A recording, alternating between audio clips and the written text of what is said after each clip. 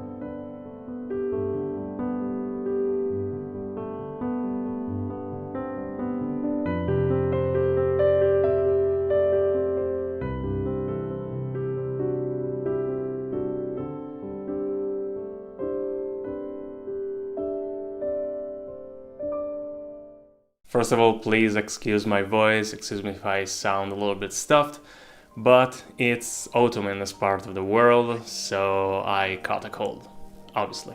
Anyway, many vintage lenses are known to be small, compact and fairly lightweight.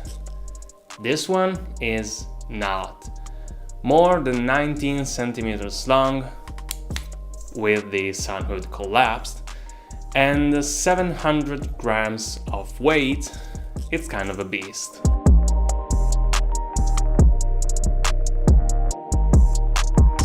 If you follow me on Instagram, you know that I bought this lens along with a camera body and another lens, of which you will see the review hopefully soon enough. And my first question was, how the heck did they do this? How the heck did they use such a long, heavy lens on an analogic film camera? I mean, even with the stabilization of the A6500, I had a really hard time using this lens. Well, getting a stable image, a stable footage out of it, not much of using it is not difficult to use. All vintage lenses are not difficult to use. As I said, even with the in-body stabilization, I had quite a hard time getting sharp images and stable footage out of this lens, especially at 300mm. Partially, obviously, because of the focal length, 100 to 300mm is hard to stabilize, but also because this lens is pretty heavy and makes the camera really front heavy. Plus, the adapter can't really hold that much weight, so it flexes a little bit. Yeah, that was kind of weird. I seriously feared for my camera while using this lens, so much so that I always hold the camera by the lens, not by the camera body itself. And this is because for the way that this lens is constructed, which is this sliding external part on the barrel to zoom and focus, this lens doesn't have a support, so you can't for example mount the whole system from the lens on a tripod or stuff like that. So yeah, but I gotta say it is way more strong and less flexible on the actual camera body it came with.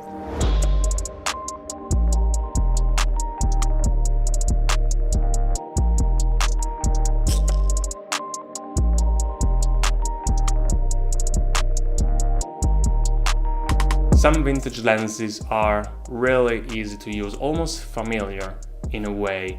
This one, well, this needs some practice, especially at that 300mm focal length.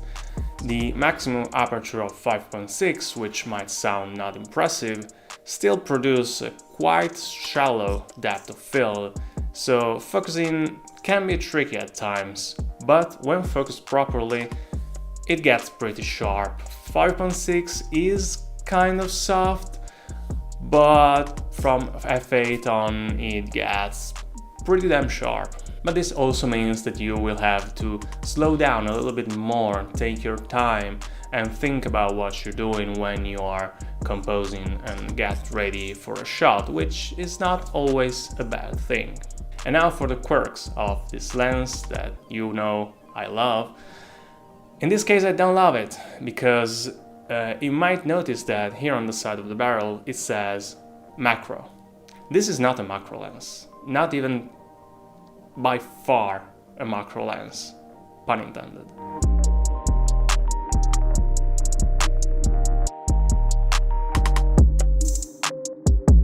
I mean, they've been honest. It says macro 300mm 1 to 3.8, so it's really far from the actual 1:1 macro.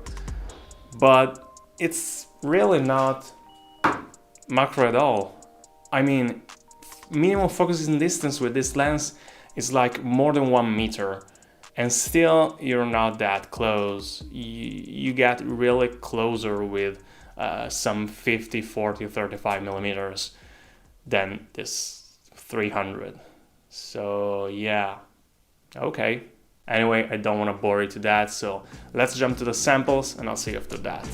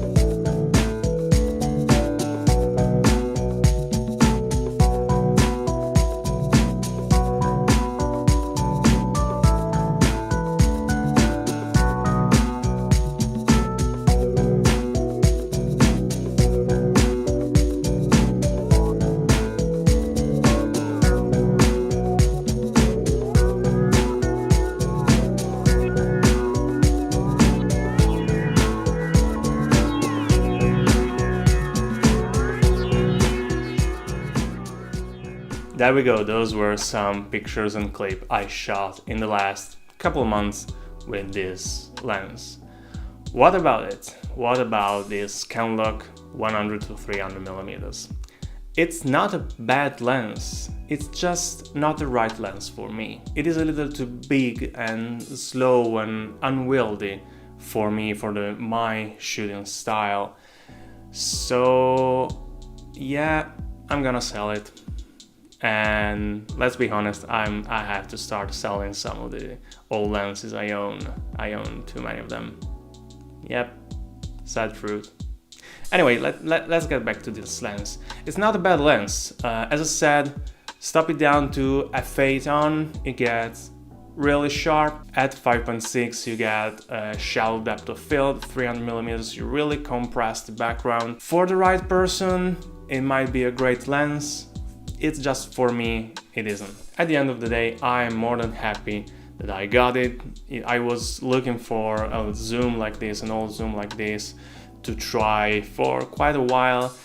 And now I know it's not the right lens for me. So buy a lens you're not comfortable with, something you don't know, something you've never tried.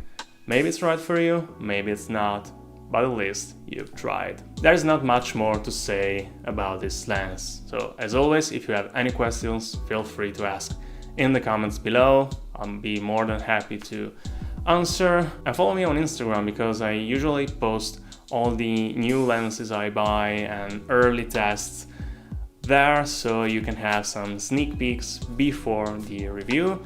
Like those who follow me on Instagram know that I have 3 more lenses to review. Well, actually 4, because a friend is gonna lend me one. So yeah, stick around.